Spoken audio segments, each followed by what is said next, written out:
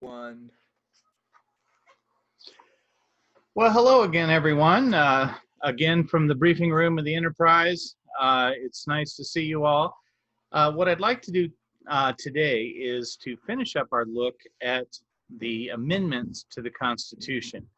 Um, this is pretty appropriate since the Enterprise is a Constitution class starship, the flagship of that line, and I'm honored to be here with the Enterprise crew. And so what I want to do is pick it up with Amendment 11 and then move through the other amendments.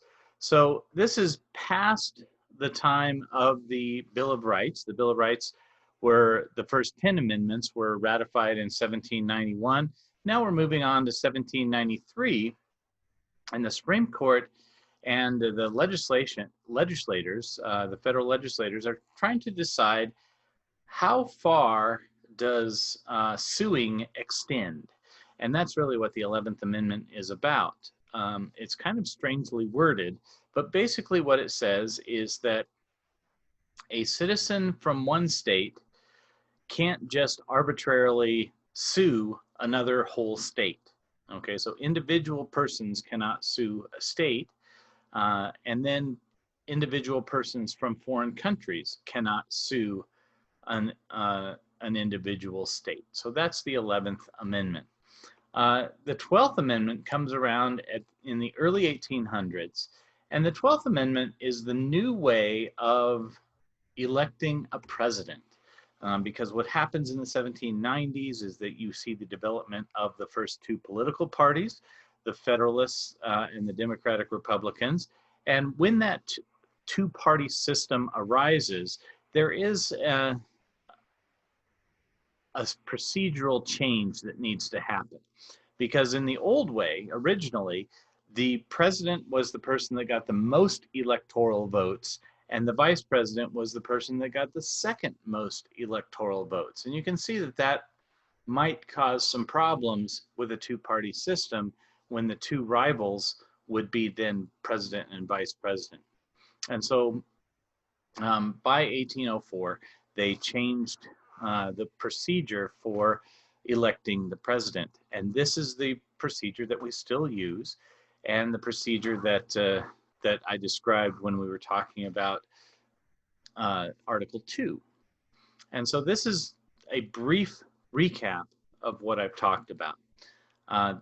When the election happens on the first Tuesday after the first Monday in November, the person with the most popular votes gets all the electoral votes, which are equal to the number of senators and representatives in each state. Those electors then will cast their votes, and generally electors are chosen by the winning party. It depends on the state as to how to do that. And that's how that happens. And then the electors will cast their votes. The president of the Senate, which you recall is the vice president of the United States, will count those ballots, and then the new president is elected.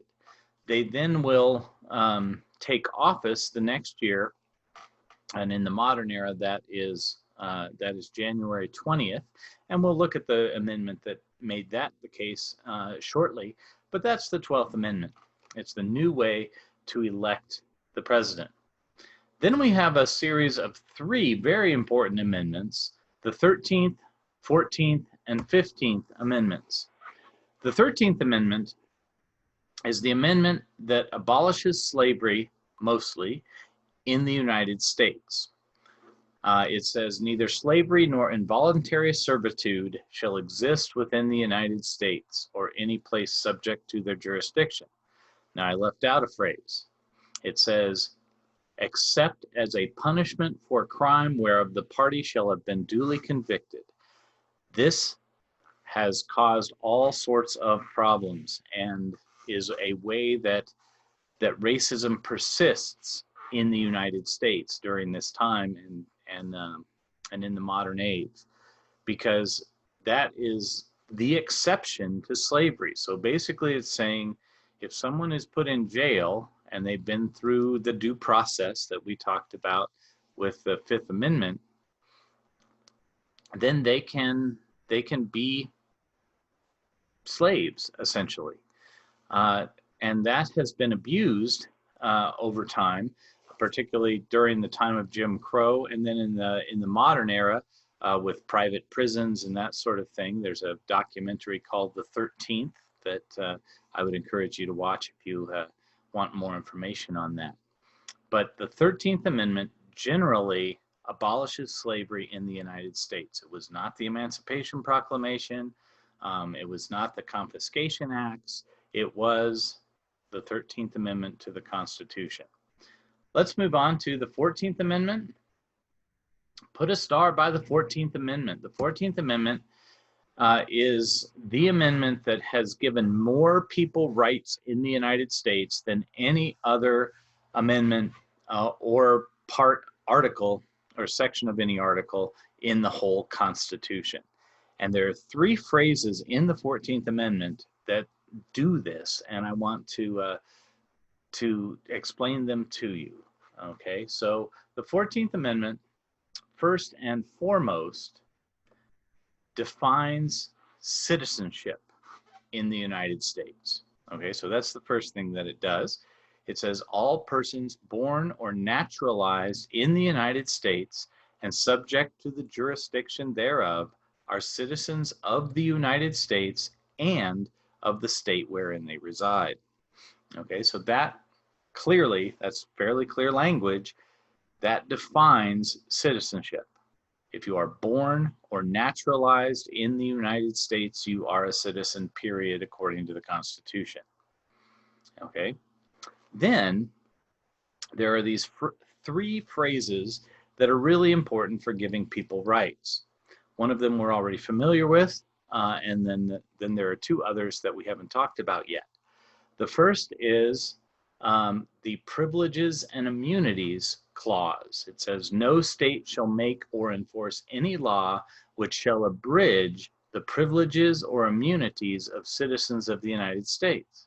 So it's saying if you are a citizen of the United States, a state cannot make a law that makes you different than somebody else.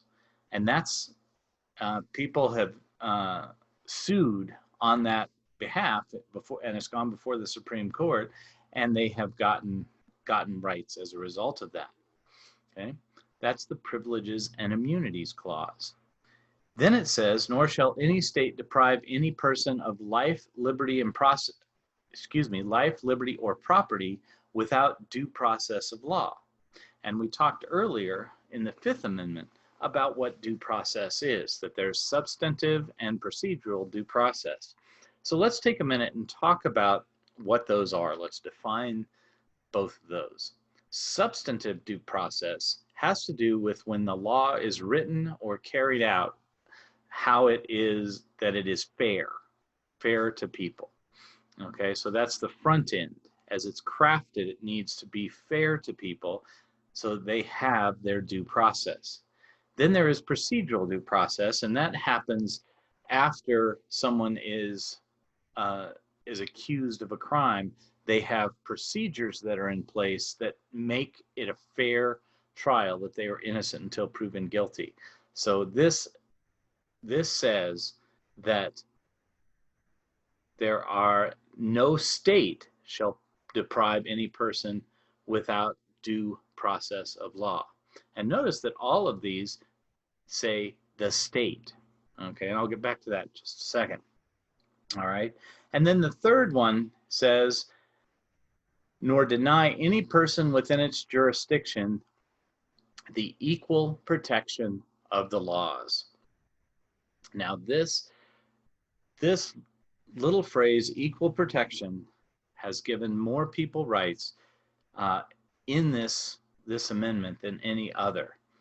For example, this was the argument that was used in the very famous Brown v. Board of Education case in 1954 that got rid of segregation by the law or de jure in the United States.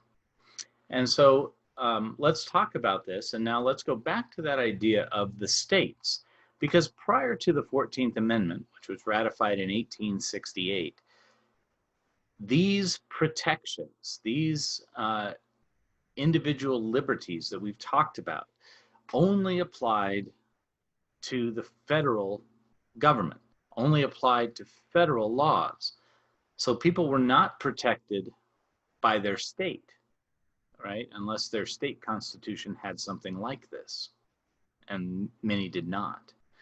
And so this is a huge shift after the Civil War that the radical Republicans wanted to put in to make sure that states were abiding by federal law and protecting their citizens by law. And so this, although it was kind of dismissed, it was narrowly interpreted beginning in the 1870s with the Slaughterhouse case. This eventually, the 14th Amendment did what it was intended to do, which was give people rights and apply those federal protections to the states. So that's the 14th Amendment. Let's move on to the 15th Amendment. This is the third of the three amendments that come out of the Civil War. And this is the one that gives Black men the right to vote. And so let's look at it.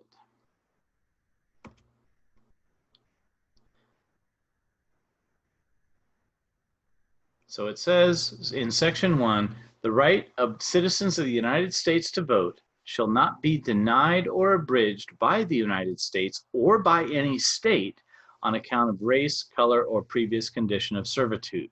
Later on, it'll say that this is for African American men or freed men only and not women. Women will not gain the right to vote until 1920 with the 19th Amendment.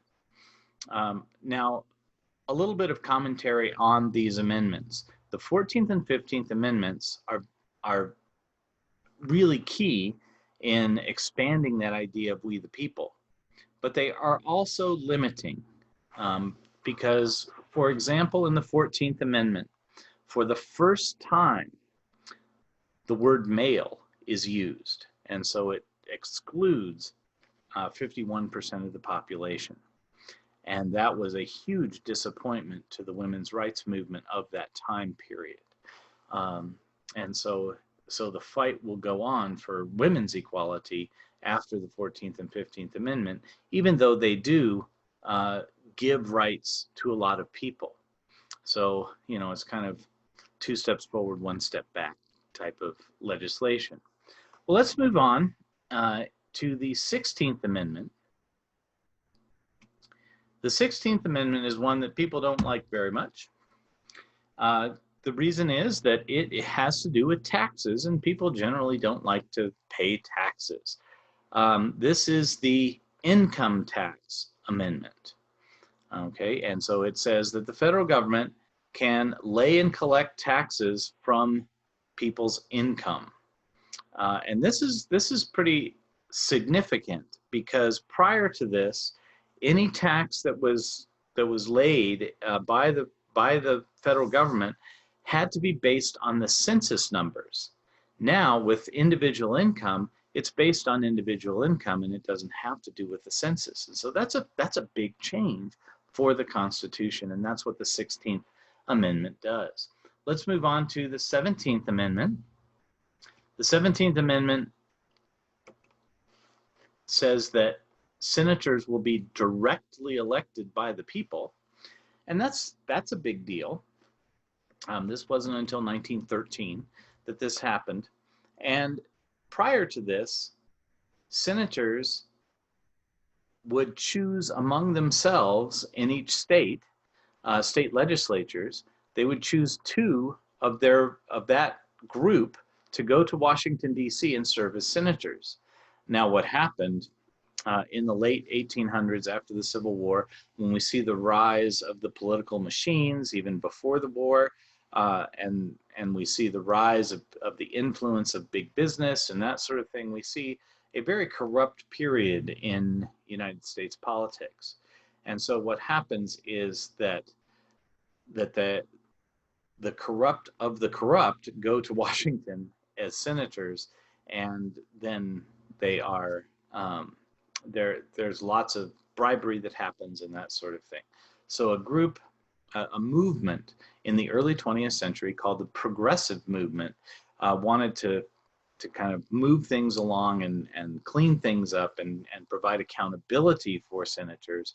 And so they put forth the 17th Amendment. And the 17th Amendment will provide for the direct election of senators. So today, you and I will vote directly for senators. We vote for a third of that body of those 100 people every 2 years. Their term is 6 years, but they're divided into thirds, so that the whole group isn't voted out of office at once, because they need some continuity. And that goes back to Section 3 of Article 1 of the Constitution. All right, let's move on to the 18th Amendment. This was an interesting little amendment. The 18th Amendment says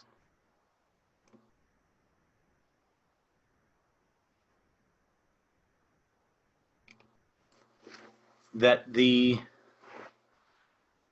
transportation, manufacture, and sale of alcohol in the United States is illegal.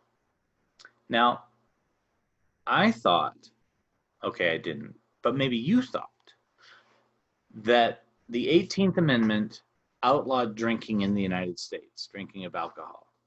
Well, it did not. It outlawed the sale, manufacture, and transportation of alcohol in the United States. Now, why was that?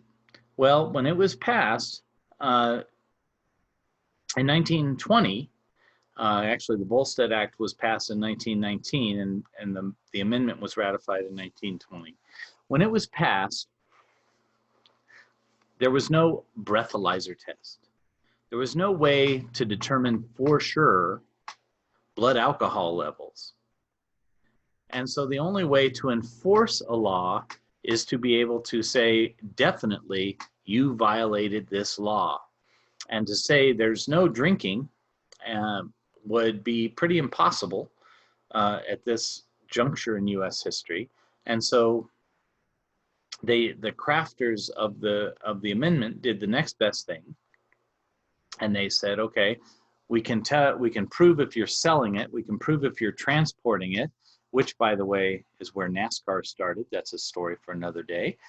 And we can tell if you are manufacturing it. Those things we can prosecute you on. And so that's why the 18th Amendment is worded the way it is. But it essentially outlawed drinking in the United States. Lots of people didn't think that was a very good idea. And we'll see what happens with that. But let's first then move to the 19th Amendment. Very important amendment. This is the amendment that gives half the population of the United States the right to vote. And that happened in August of 1920. The state of Tennessee was the final state to ratify that. You remember that according to the Fifth Amendment, Article 5 of the Constitution, that that 3/4 of the states have to say yes after 2/3 of the Congress has said yes to these amendments, and then it becomes a part of the Constitution. And Tennessee was the last state to do that. There's an interesting story about that with one senator who got a letter from his mom that helped shape his opinion. But we can talk about that more in class if you'd like.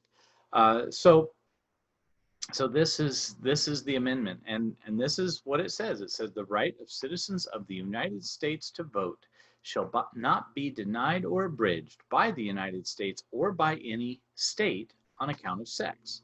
And so that gives women the right to vote, and that's very important.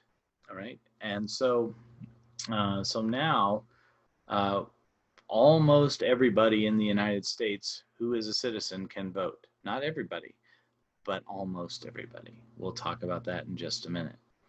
All right, let's move on to the 20th Amendment. We're getting close here. Hang with me. This is the amendment that says that the president and vice president will take office on January 20th instead of in early March. And the reason for that is technology. Roads were better, the car had been invented, so the pace of life just moved faster, and there wasn't a need to wait all those months for that to happen. And so the 20th Amendment is why the president gives an inaugural address on the 20th of January every 4 years. Okay, let's move on to the 21st Amendment. It may look a little bit familiar.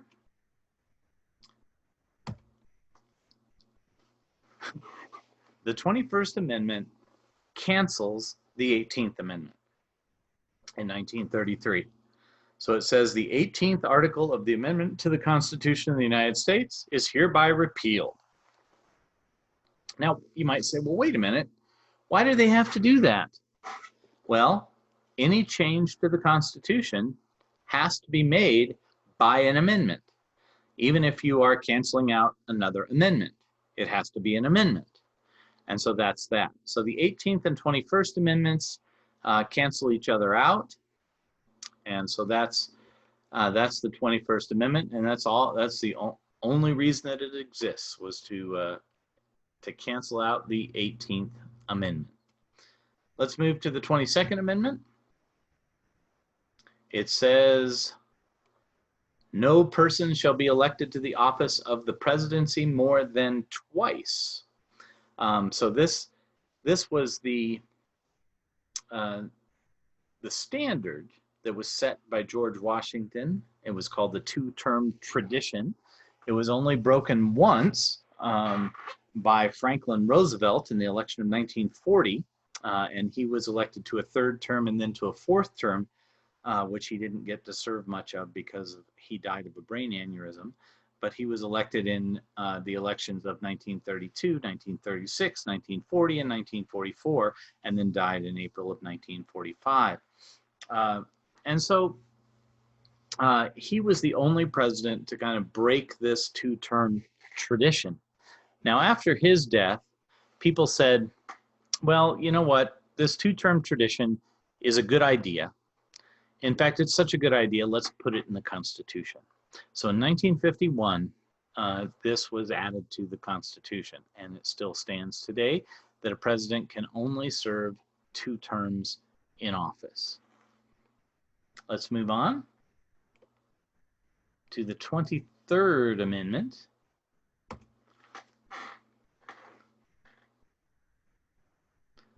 And we're moving up to the 1960s now.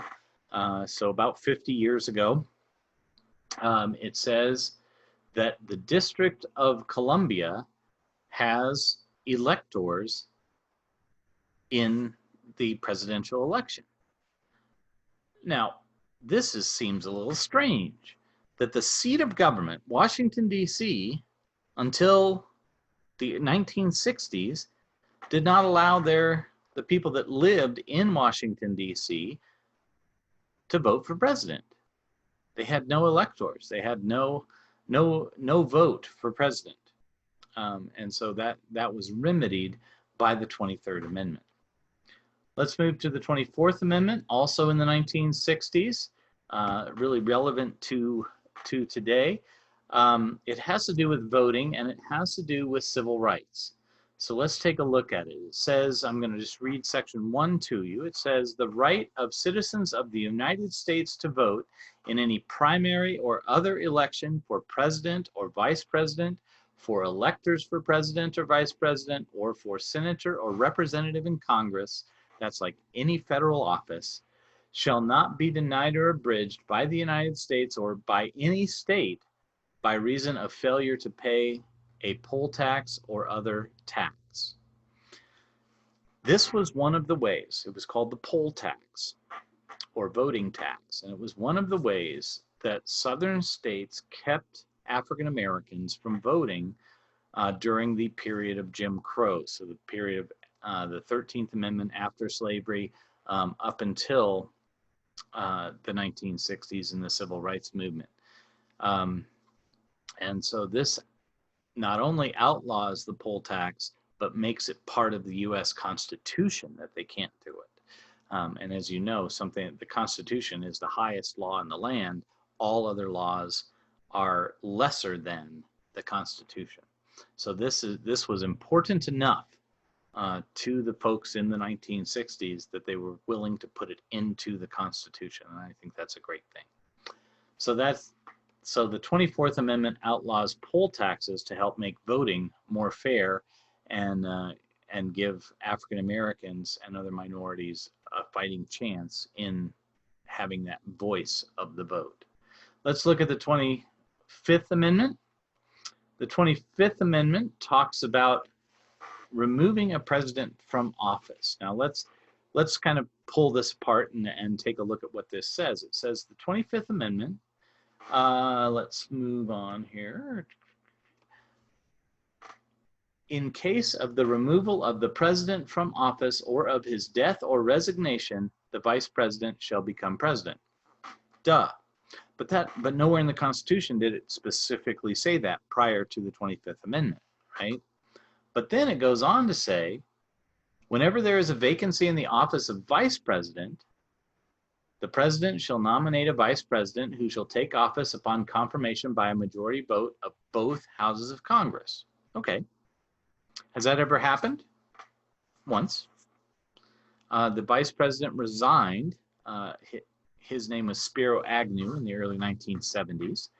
And President Nixon nominated Gerald Ford as the new vice president, and both chambers of Congress said, that's fine, he can be the new vice president. And then Nixon, as you know, in 1974, resigned himself from the presidency, the only president to ever do that. And so Gerald Ford, the only unelected president, became president for the rest of Nixon's second term from 1974 to after the 1976 election. And so that's that. And then it talks about who, kind of the chain of command of who is president if everybody starts dying, okay? And so we know that it's the president and then the vice president. Now, the vice president, as you know, also holds another job. That other job is the president of the Senate. And then their kind of vice president is the speaker pro tem, right, of the Senate, or the president pro tempore of the Senate. And so they would become president. And then their equal in the House of Representatives is the Speaker of the House. And so then they would become president. And then it would go to cabinet members after that. And so that's kind of how the succession works. And that's what the 25th Amendment talks about. All right, let's move on to the 26th Amendment. We're almost finished here.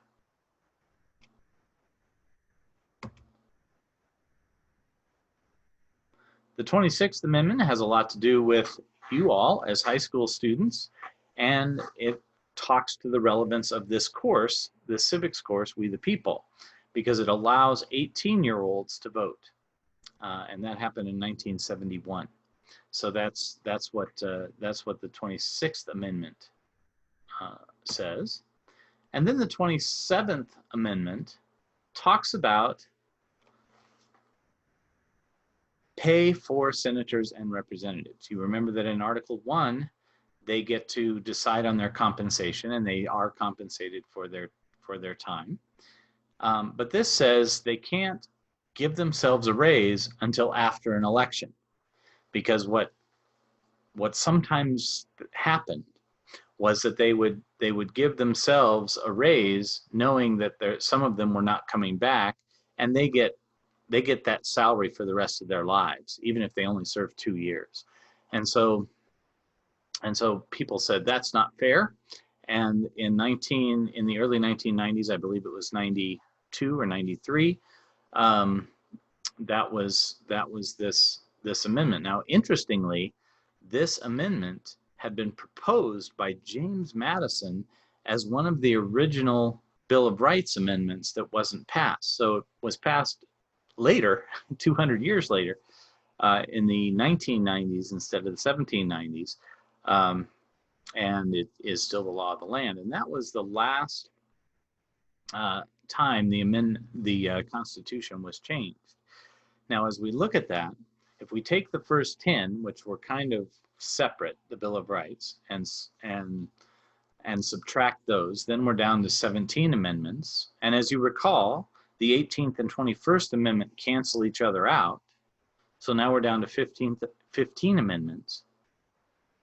To think that this document is the better part of, what, 240 years old, and it's only been changed 15 times, that's a pretty enduring document. And it's pretty amazing that this document has endured and runs our country still. And so that's a wrap on the Constitution. And we will go over in class, and I will address any questions that you have. But this is Ken Aram signing off from the USS Enterprise with the Constitution. Take care, everybody.